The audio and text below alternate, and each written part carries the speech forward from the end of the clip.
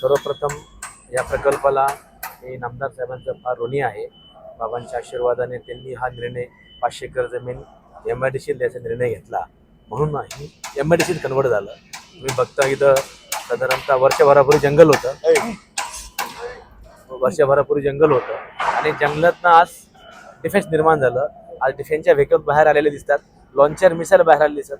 एक छोटासा निर्णय साहेबांनी दूरदृष्टी करून घेतला, त्यामुळं आज ह्या प्रकल्पाला पूर्णत्वाला मिळाली संधी भेटली आणि माननीय मुख्यमंत्र्यांच्या प्रचंड सहकार्यामुळे हा प्रकल्प तात्काळ मंजूर झाला आणि आपल्याला प्रोडक्शन चालू करायला संधी भेटली. वर्षभरामध्ये 5 लाख बॉम्बशेलची आर्टिलरी बॉम्बशेलची कॅपॅसिटी आहे आणि ही देशाची कॅपॅसिटी आहे. भक्ती आणि शक्ती या दोघांचं प्रत्येक बाबांनी दिलेलं आहे आणि श्रद्धा आणि सबुरीचं मिनिंग काय आहे, जो बाबांचा भक्त असेल त्याला समजेल.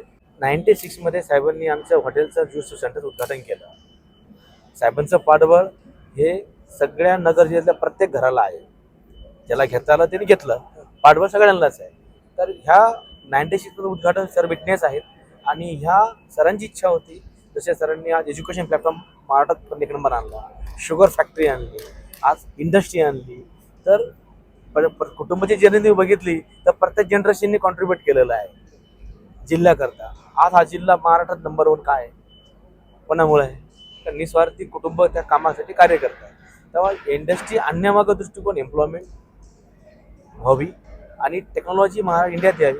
आणि मी नगर जिल्ह्याचा माझ्या गावाकडं माझी पुण्यात पण फॅक्टरी मी पुण्यात पण करू शकलो असतो, पण साहेबांनी सांगितल्याने गणेश आपल्याला हे शिर्डीला करायचं आहे आणि आम्ही पूर्ण पाठीशी आहोत आणि मदत करू. पुढे तुम्हाला त्रास होणार नाही. बाकी जिल्ह्यामध्ये काय त्रास आहे तुम्हाला पण अंदाज आहे.